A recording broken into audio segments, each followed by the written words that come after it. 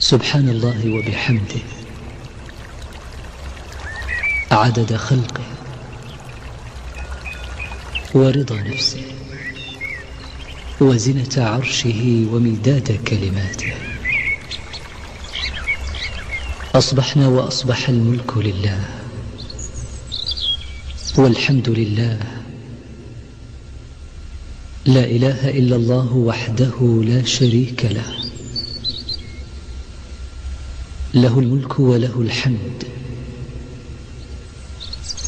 وهو على كل شيء قدير. رب نسألك خير ما في هذا اليوم وخير ما بعده، ونعوذ بك من شر ما في هذا اليوم وشر ما بعده. رب نعوذ بك من الكسل وسوء الكبر